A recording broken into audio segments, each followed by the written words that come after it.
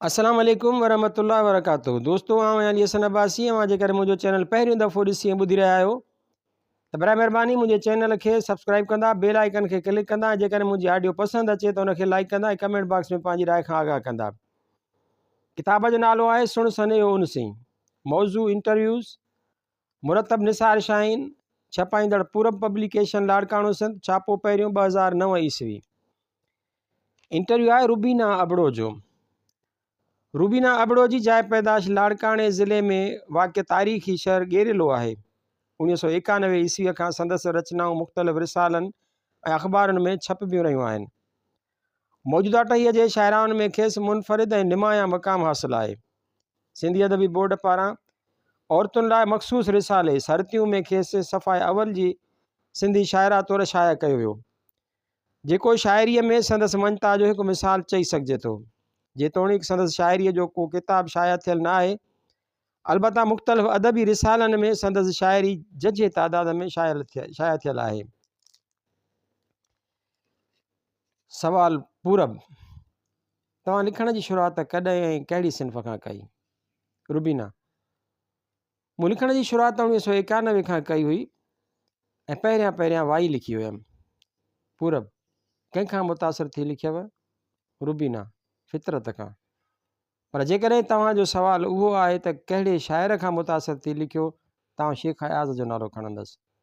मूं अयाज़ खे उन वक़्तु पढ़ियो आहे जंहिं वक़्तु माण्हू क़ुर जो दौरु कंदा आहिनि। बेटा ईअं अयाज़ जी शाइरी मूं असुर महिल क़ुर वांगुरु पढ़ी आहे। अयाज़ खे पढ़ंदे पढ़ंदे मूं लिखणु शुरू कयो हुयो। शुरूअ में जॾहिं आउं अयाज़ खे पढ़ंदी हुयसि त किताबु बंदि करे केतिरी देरि ताईं सोचींदी रहंदी हुयसि त हीउ छा आहे। ॼणो उहो सभु कुझु मुंहिंजो अॻु बि कॾहिं पढ़ियलु हुजे, कॾहिं उहा ख़बर न आहे। आउं सिर्फ़ु हैरान ई थींदी हुयसि। दिलि चाहींदी हुई त काश आउं बि अहिड़ो लिखी सघां, ईअं लिखी सघां। सो मां त ईअं चवंदसि त जेकॾहिं मां अयाज़ खे न पढ़ा हा त शायदि मां लिखां ई न हा। पूरब, अव्हां छो ऐं कंहिं लाइ लिखियो आहे? रुबीना, उहा त हक़ीक़त आहे त हर माण्हू पंहिंजनि जज़्बनि जो इज़हार चाहींदो आहे। पोइ के रंगनि जो सहारो वठंदा आहिनि, के सुरनि जो ऐं के वरी लफ़्ज़नि जो। ॿिया बि घणा ई तरीक़ा आहिनि इज़हार जा। मूं बि पंहिंजनि उन्हनि जज़्बनि, उन्हनि न चई सघियल ॻाल्हियुनि जो इज़हार पे चाहियो जेके आउं ॿुधाए न सघंदी हुयसि। मूं लफ़्ज़नि जो सहारो वरितो जेको मूंखे वधीक आसान ऐं पंहिंजो लॻो। मूं इज़हार लाइ रंगनि जो सहारो बि वरितो हुयो, पर उनखे आउं घणो वक़्तु हलाए न सघियसि। शाइरी मूंखे वधीक पंहिंजी लॻंदी आहे। बाक़ी रहियो सुवाल त कंहिं लाइ लिखियो आहे, त कोई हिकु किरदारु न हूंदो आहे सिर्फ़ु ऐं सिर्फ़ु जंहिं ते लिखियो वञे। हा, मर्कज़ हिकिड़ो ज़रूरु हूंदो आहे। बाबा जी डेथ अहिड़ो हादसो हुयो जंहिं हर शइ खे तब्दील करे छॾियो। केतिरे वक़्त ताईं मुंहिंजो ज़हन उन ॻाल्हि खे क़बूलु न करे सघियो हुयो। मुंहिंजूं आदतूं, मुंहिंजी तबियत, मुंहिंजी सोच सभु कुझु हिकदमि तब्दील थी वियो। मूं पंहिंजनि उन्हनि अहसासनि, उन्हनि ॻाल्हियुनि जो इज़हार पे चाहियो जेके आउं कंहिंखे बि ॿुधाए न सघंदी हुयसि। मुंहिंजी शुरू वारी शाइरी सिर्फ़ु पंहिंजे बाबा लाइ हुई। वक़्त सां गॾोगॾु उन में वुसअत ईंदी वई। हाणे मुंहिंजी शाइरीअ में केतिरा ई किरदार हूंदा आहिनि। पूरब, लिखण वक़्तु छा महसूसु कंदा आहियो? अव्हांजी कैफ़ियत कहिड़ी हूंदी आहे? रुबीना, अक्सर अकेलाईअ में लिखी सघंदी आहियां। थोरो बि आवाज़ या माण्हुनि जी अचु वञु मुंहिंजी सोचुनि खे मुंतशिर करे छॾींदी आहे। बाक़ी उहा ख़बर न आहे या शायदि आउं बयानु नथी करे सघां त उन वक़्तु मुंहिंजी कैफ़ियत कहिड़ी हूंदी आहे। आउं बसि लिखंदी वेंदी आहियां, ॾाढी रवानी ऐं ॾाढी सचाईअ सां। उन किरदार जी पीड़ा, दर्द ऐं कैफ़ियत घड़ी खन लाइ ई सही उन हद ताईं पहुची महसूसु कंदी आहियां जेका उन वक़्तु उन किरदार जी हूंदी। जेकॾहिं लिखंदी आहियां त ॿीजल तो सौगंध मुंहिंजी तूं आगंद सुरंदो कीम वॼाए। उन वक़्तु आउं सिर्फ़ु सोरठ हूंदी आहियां।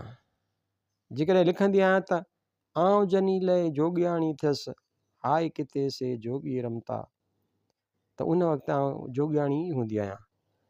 मूंखां मुंहिंजो असुलु विसरी वेंदो आहे, ॼण उन किरदार जो रूह उन वक़्तु मुंहिंजे जिस्म में अची वेंदो हुजे। मूं जॾहिं बि लिखियो आहे ऐं जो कुझु बि लिखियो आहे उनखे महसूसु करे लिखियो आहे, तमामु तर गहरा आहिनि ऐं सचाइनि सां। पूरब, तव्हांखे लिखण मां कहिड़े क़िस्म जो सुकून मिलंदो आहे? रुबीना, मूं लिखण खे कॾहिं बि सिर्फ़ु लिखणु न सम्झो आहे, मूं हुनखे बाक़ाइदे हिकु मक़सदु बणायो आहे। लिखणु मूं लाइ इज़हार जो वाहिद ज़रियो आहे। काई बि शइ मुकमिल थियण खां पोइ ईअं महसूसु थींदो आहे ॼणु आउं मुकमिल थी वई हुजां। बसि मुकमिल थियण जो अहसासु ई एतिरो ख़ूबसूरत आहे जंहिंखे सिर्फ़ु महसूसु करे सघिजे थो, बयानु न। पूरब, अव्हां जो शुमार नई टहीअ जी नुमाइंदा शाइराउनि में थिए थो, अव्हां छा था महसूसु कयो? रुबीना, मूं जेको लिखियो आहे ऐं जेतिरो बि लिखियो आहे उहो समूरो तव्हांजे साम्हूं आहे। तव्हां मूंखे केतिरी हैसियत ॾियो था उहो बि तव्हां ते ई छॾियलु आहे। मां त ईअं चवंदुसि त मां अञा अदब जे मैदान में शुरूआती विखूं खणी रही आहियां ऐं सफ़र ॾाढो डिघो आहे। पूरब, तव्हांजी पहिरीं रचना कॾहिं ऐं कहिड़ी मैगज़ीन अख़बार में शाया थी? रुबीना, मुंहिंजी पहिरीं वाई 15 वारे इबरत मैगज़ीन में साल 1991 में शाया थी हुई, महीनो यादि न अथमि। पूरब, ॿुधण में आयो आहे तव्हांजे लिखण ते पाबंदी विधी वई आहे, उहा ॻाल्हि केतिरे क़दुरु दुरुस्त आहे? रुबीना, हाणे ख़बर न आहे त उहा ॻाल्हि कंहिं अलाई आहे। ऐं मञा थी त मुंहिंजो तालुक़ु ज़मींदार घराणे सां आहे। मूं उन टाइम लिखणु शुरू कयो हुयो जॾहिं उन ॻाल्हि जो असांजे ख़ानदान में तसवुर बि न हुयो। उहा पंहिंजी जाइ ते हिकु तमामु वॾी ॻाल्हि हुई। तव्हां सोचियो, जंहिं छोकिरीअ खे पंहिंजे कापीअ ते कंहिं ॿिए जो शेर लिखण ते कॾहिं दड़का मिलिया हुजनि, उहा पंहिंजे नाले सां ऐं पंहिंजी शाइरी शाया कराए, केतिरी ॾुखी ॻाल्हि आहे। पर काई बि ॻाल्हि नामुमकिन न आहे जेकॾहिं उहा सचाईअ ते ॿधल आहे। वक़्तु ऐं हालतूं हमेशह हिकु जहिड़ा त न रहंदा आहिनि। कुझु हिमत असां कयूं, कुझु मदद ख़ुदा कंदो। तब्दीली ईअं ई त ईंदी आहे। मूं शाइरी ॿियनि जी न सिर्फ़ु पंहिंजी मर्ज़ीअ सां शुरू कई हुई ऐं जेकॾहिं खणी छॾे बि ॾिनी त उहा बि सिर्फ़ु पंहिंजी मर्ज़ीअ सां, ॿियनि जी मर्ज़ीअ सां न। पूरब, अव्हांखे रचनाउनि जी मंता तौरु हैदराबाद मां शाया थींदड़ मक़ज़न पारां एवॉर्ड बि ॾिनो वियो जेको मां ख़ुदि वसूल न कयो। छा सबबु हो? रुबीना, सबबु कोई ख़ासि कोन हुयो, या शायदि ख़ासि ई हुयो। बहरहाल 3 ॾींहंनि में मूंखे हालतूं इजाज़त कोन पियो ॾियनि तव्हां पाण हैदराबाद वञी सघां। काफ़ी मसइला हुया। मूं हुन सिलसिले में किंजर जे एडिटर सां माज़रत कई हुई। पूरब, अव्हांजी शाइरी अॼुकल्ह रेडियो टीवी ते ॻाई पई वञे। तव्हां जॾहिं पंहिंजी पहिरीं रचना ॻायल ॿुधी त कीअं महसूसु कयो? रुबीना, ॾाढो सुठो लॻो हुयो, ख़ुशी थी हुई। जीअं ख़ाके में रंग भरण सां तस्वीर वधीक ख़ूबसूरत लॻंदी आहे, ईअं ई शाइरी ॻाइण खां पोइ बहितर सुठी लॻंदी आहे, ॼणु वधीक वाज़ ऐं असराइती। बहरहाल मूंखे ॾाढो सुठो लॻो। पूरब, उन में को शक न आहे त तव्हां तमामु सुठी शाइरी करियो था। नसर में लिखण जो इरादो आहे? रुबीना, मूं शुरूआति नसर सां कई हुई। शुरू में मूं कुझु कहाणियूं लिखियूं हुयूं जेके रेडियो ते नशर बि थियूं हुयूं। हाणे कोन पई लिखां। हाणे वधि में वधि नसरी नज़म लिखंदी आहियां जेके बि अञा कॾहिं शाया न कराया आहिनि। कहाणी वग़ैरह न लिखण जो सबबु कुझु वक़्त जी घटिताई बि आहे ऐं ॿियो त मां समूरो ध्यानु शाइरीअ ते ई ॾियणु थी चाहियां। ईअं न आहे त नसर में कॾहिं लिखंदसि ई कोन। तमामु घणियूं ॻाल्हियूं हूंदियूं आहिनि जेके शाइरीअ में वाज़े नमूने बयानु न करे सघिबियूं आहिनि। अहिड़ियूं ॻाल्हियूं नसर जी तक़ाज़ा कनि थियूं, सो कॾहिं न कॾहिं लिखंदुसि। पूरब, लिखण खां अलावा ॿी अॼुकल्ह कहिड़ी मसरूफ़ियत आहे? रुबीना, मसरूफ़ियत जेका आहे सा रोज़ानो आहे ऐं हिकु जेतिरी आहे। पोइ कॾहिं उन में वाधारो बि थी वेंदो आहे ऐं कॾहिं वरी घटिताई बि। बाक़ी अॼुकल्ह काई ख़ासि मसरूफ़ियत कोन आहे जेका ॿुधाइजे। बसि जेका मामूल में शामिलु आहे उहा ई आहे। पूरब, तव्हां कहिड़े लेखक या लेखिका खे पसंदि करियो था? रुबीना, मूंखे शेख अयाज़, अमर जलील ऐं नूरुल हुदा शाह ॾाढा सुठा लॻंदा आहिनि। पूरब, सिंधी अदबी संगत सिंधी अदीबनि जो वाहिद गॾियल प्लेटफॉर्म आहे। तव्हांजो सिंधी अदबी संगत या ॿी कंहिं अदबी फॉर्म सां तालुक़ु रहियो आहे रुबीना? न, कंहिंसां बि न रहियो आहे। पूरब आम ख़्यालु आहे त कंहिं बि कलमकार जे मयार जी परख संदसि फ़न आहे, संदसि किरदार खे नज़रअंदाज़ करणु घुरिजे। तव्हांजी छा राय आहे रुबीना? ईअं त कलमकार ऐं सियासतदान में को बि फ़र्क़ु न रहंदो। जेकी चवनि हिकिड़ी ॻाल्हि ऐं अमल उन जे उबतड़ कनि, हूअं बि लेखक जे किरदार में जेसीं ताईं सचाई न आहे तेसीं ताईं उन जे लिखणियुनि में उहा सचाई, उहो निखार न अची सघंदो। लिखणियूं लेखक जे अंदर जो आवाज़ु ई त हूंदियूं आहिनि। लिखणियूं आइनूं हूंदियूं आहिनि जंहिंमें लेखक जे किरदार खे ॾिसी सघिबो आहे। हिकिड़ो कलमकार जेकॾहिं असांखे कूड़ न ॻाल्हाइण जी तलक़ीन थो करे ऐं पाण सॼो ॾींहुं कूड़ ॻाल्हाईंदो थो वते त उन जे लिखणियुनि ते केरु यकीन कंदो? सो जेसीं ताईं कलमकार जे फ़न ऐं किरदार में हिकु जहिड़ाई न आहे, उहो कौल ऐं फ़इल में सचो न आहे, त हू कलमकार ई न आहे, ॿियो सभु कुझु आहे। पूरब नई टही जेको अदब तख़लीक़ करे पई, तव्हां उन जे सर्जंदड़ अदब जे मयार खां केतिरे क़दुरु मुतमइन आहियो? रुबीना मां त सम्झां थी त असां वारी टही गुज़िरियल हर टहीअ खां वधीक सगारो, घणो ऐं मयारी पई लिखे। तव्हां सिंधी अदब जो जाइज़ो वठो, तव्हांखे पाण ई उन ॻाल्हि जो अंदाज़ो थी वेंदो। गुज़िरियल कंहिं टहीअ जेकॾहिं घणो लिखियो आहे त उहो मयारी कोन आहे, या जेकॾहिं मयारी लिखियो आहे त तमामु घटि लिखियो आहे। अॼु जो लेखक हक़ीक़त खे तमामु वेझो थी थो लिखे। हू काई बि ओपरी या हथरादू घड़ियल ॻाल्हि नथो करे। अॼु जे माण्हू ऐं अॼु जे मसइलनि ते थो लिखे। माण्हूअ खे माण्हू थी ॾेखारे थो, कोई देवमालाई किरदारु न, जंहिंखे पढ़ी ईअं महसूसु थिए त ॼण असांजे मुआशिरे जो न पर कंहिं ॿी दुनिया जो किसो आहे। शाइरीअ जो ई मिसाल वठो, शाइरी तमामु मयारी पई लिखी वञे, निज सिंधी वेस में, ॿिए हर असर खां आज़ादु। तमामु घणा सुठा नाला आहिनि जेके तमामु सुठो लिखनि पिया, ऐं जिन में सच चवण जी हिमत बि आहे। उन खां अॻु कंहिं बि हिकु टहीअ में एतिरा घणा नाला न उभिरी सघिया आहिनि जिन मुसलसल बि लिखियो हुजे ऐं मयारी बि। पूरब तख़लीक़ी सफ़र में कंहिं उत्साह ॾिनो ऐं केरु रंडक बणियो? रुबीना उत्साह मूंखे पंहिंजनि पढ़ंदड़नि ऐं दोस्तनि वटां मिलियो आहे। मां जॾहिं बि मायूस थी आहियां, उन्हनि मूंखे हिमत ॾियारी आहे, हौसलो ॾिनो आहे।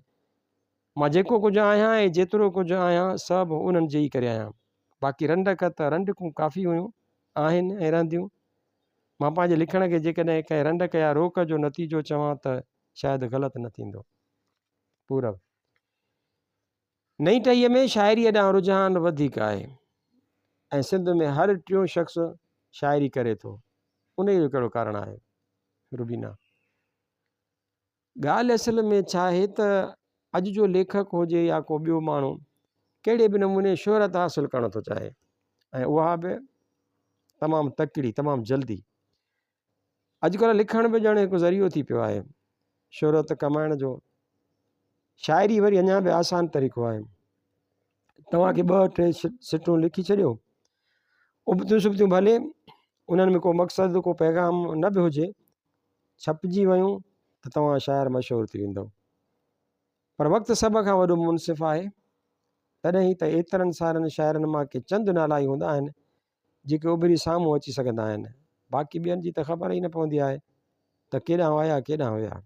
पूरब आम राय आहे त ॿियनि समाजनि जे भेट में सिंधी समाज में औरत खे घटि हैसियत हासिलु आहे। छा तव्हां उन ई राय सां मुतफ़िक़ आहियो? जे हा त उन लाइ तव्हां कंहिंखे ज़िम्मेवारु सम्झो था? रुबीना समाज कहिड़ो बि हुजे, औरत खे शुरूअ खां ई ॿिए दर्जे जी हैसियत हासिलु आहे। पर सिंधी समाज में त मर्द खे औरत ते हर लिहाज़ खां सुपीरियॉरिटी हासिलु आहे। पोइ हू भला छो चाहींदो त औरत अॻिते अचे हिन जी बराबरी करे?